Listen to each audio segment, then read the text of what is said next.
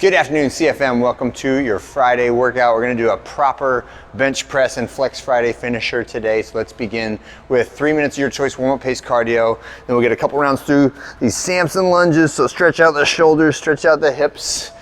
Get a few of those, 6 reps on each side. Mini band shoulder reach. This is just to warm up some of those stability muscles in the shoulders. And generally what we're gonna be doing is my hands are through the band, or it's around the outside of my hands. And then I'm going to squeeze my shoulders apart so that my forearms are approximately the same width as my shoulders. And then at the wall, I'm going to reach and lean into the at the same width. When we do this, it's hard to do this, but try not to let your elbows be lots wider than your hands. Try to squeeze your hands outward and keep your elbows tucked directly underneath your hands. And it is really tougher than it looks there to do that, okay? Next one is just some heel toe rocks. So just squeezing the toes, rocking back on the heels, and then some bench press warm-up sets. Lots of warm-up sets, lots of spotters being used today because we are going heavy on the bench press. That's where we're at in the cycle of bench press strength work, right? But touching the chest, locking out the arms every time. And then definitely by the time you get to the 3rd, 4th, 5th set, you should be using a spotter. There is an unnamed set there at the top end that has a question mark for the percentage, and that is just if you feel great, go for it. If not, then just continue on at the percentages that are listed there, so long as you are not hitting failure on these. We're still 1 cycle out from our testing week, so do not feel like you need to max out. However, sometimes it just falls, right? Sometimes it happens. Today is the day, and I want you to feel the green light to go for it if that is the case, all right? When we finish with the bench press, what we can do is put the bench away, take your barbell, move it upwards, and we're gonna get some vertical pressing done in the workout here, all right? So we'll set the weight on the push press, so somewhere around 70% of your 1 rep max, or you could go somewhere in the less than half of your bench press max. Bench press and shoulder press are not closely related at all, right? They are both pressing movements, but they have drastically different maxes, right? So make sure you decrease the weight significantly from where you were on the bench press. And what we're gonna do is push press. These are longer drop sets, right? Which means the heaviest set should be your first set.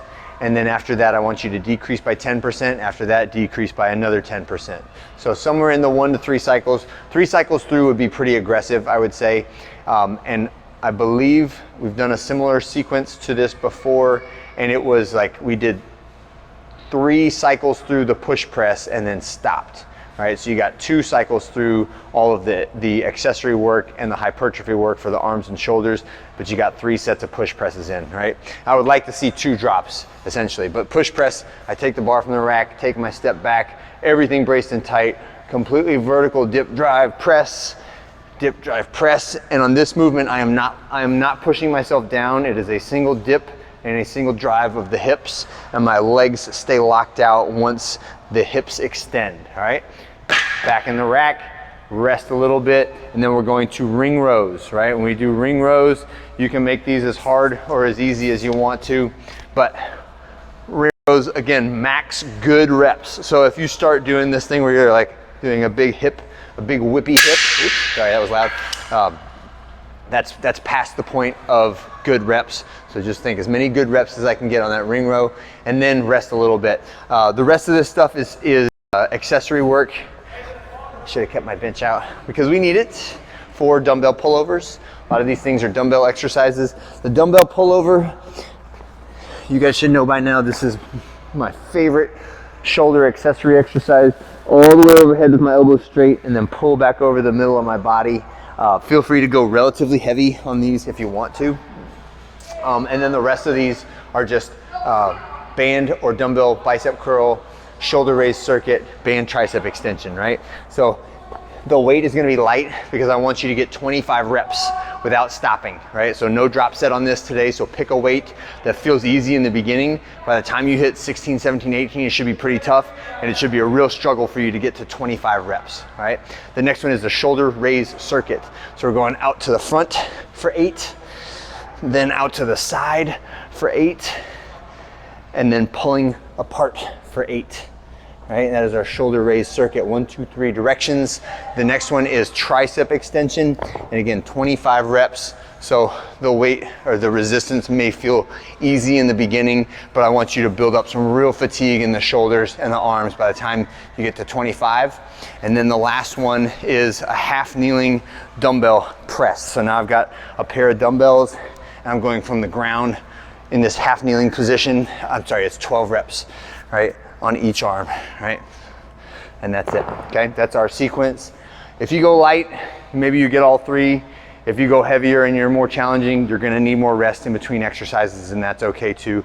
So whatever you feel like doing today, if it's just like, I wanna get the reps in, I wanna get some sweat in, I wanna feel some of that burn, right? Go a little bit lighter. If you're like, I want to build the maximum amount of muscle, maximum amount of strength, then take more rest, add more weight, okay?